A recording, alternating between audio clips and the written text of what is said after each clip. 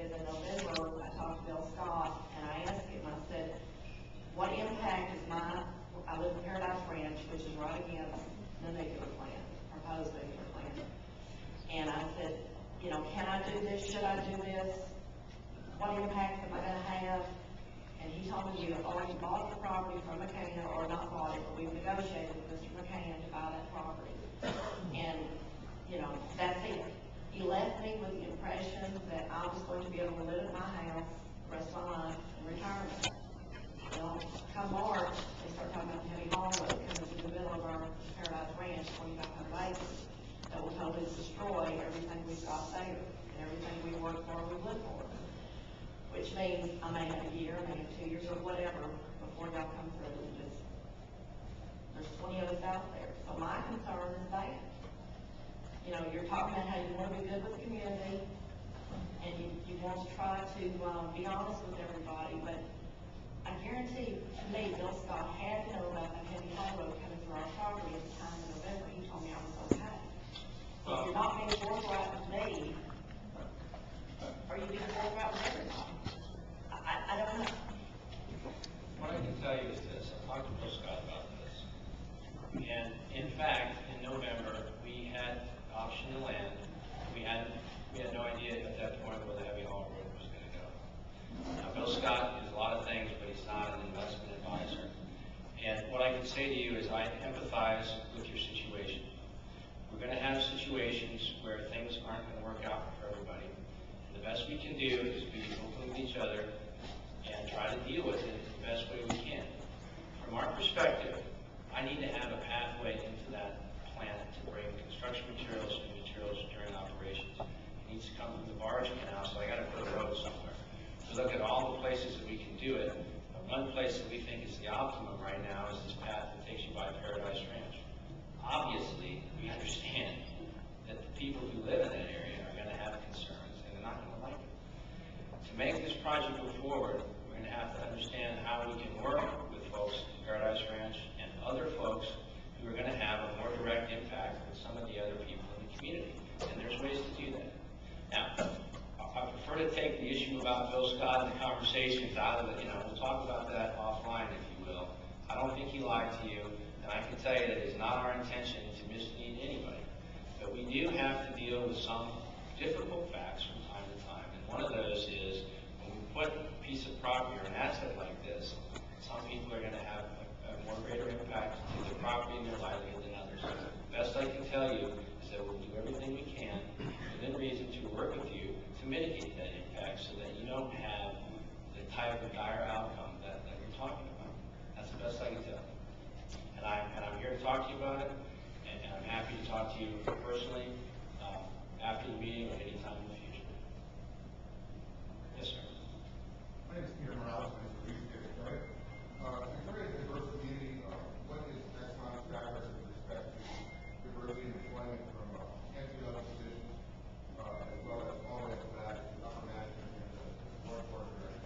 It's outstanding. And I'll tell you why I say that. We just were named recently as one of the best companies to work for by, I think it was Black Enterprises. Craig, help me out. A prominent African American publication, his name escapes me right now, just named us as one of the best places for diversity to work in America. I'll give you an anecdote that helps me support that. We have 70 interns working at Exelon Nuclear. These are young people, young engineers, young people that are coming into the industry. I spoke to that group yesterday. It was as ethnically and gender diverse a crowd as I've ever seen. People think of nuclear, I'm going to use a phrase that gets tossed about, but it's expensive toys for white boys. That's what I hear.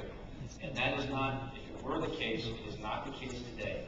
We have a very diverse community. Our company, Exelon, is a national leader from our chairman on down in promoting diversity in the workplace, and one of our core corporate values is treat each other with dignity and respect and promote diversity in the workplace.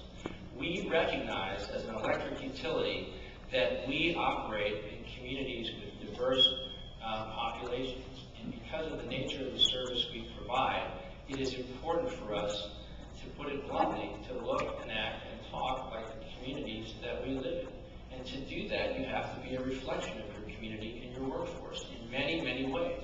That's a value that our corporation, Exelon, and Exelon nuclear values, and we actively seek young engineers, young craft, and anybody for that matter to join our organization and to be a part of the future that we think is very bright for nuclear.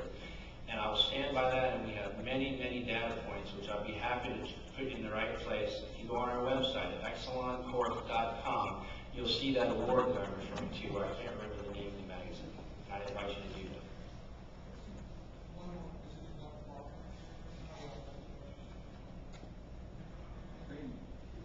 Over here. What kind of impact on the price of electricity will your company bring?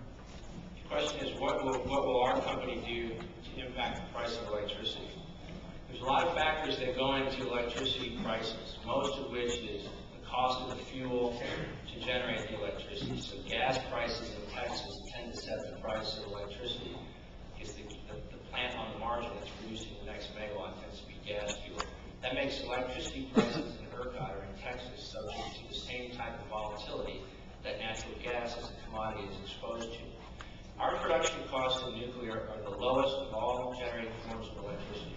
We're lower than coal. Once you build a plant, you produce absolutely the cheapest electricity. Two things about that. You say, well, yeah, but it costs a fortune to build. Yes, it does. But Texas is a non-regulated environment. That means we're taking the risk of making money on this. It's not going into the rate base, and it's not automatically going into your bill. So that's one. Second, if we can add nuclear power to the energy mix in a greater percentage in Texas than currently exists, then you should expect to see that stabilize and hopefully lower your electricity prices, because the amount of electricity that will come onto the grid from a low-cost production facility will be greater, and some of the more expensive electricity that otherwise would have to come on the grid will go off the grid. So that at worst, will stabilize prices, and we think if there's enough nuclear baseload come on, it should have a moderating effect on prices. Is that it? Thank you very much for your time. It is a pleasure to be here, and I look forward to being here, as will members of my team, into the future as this process goes forward. Thank you.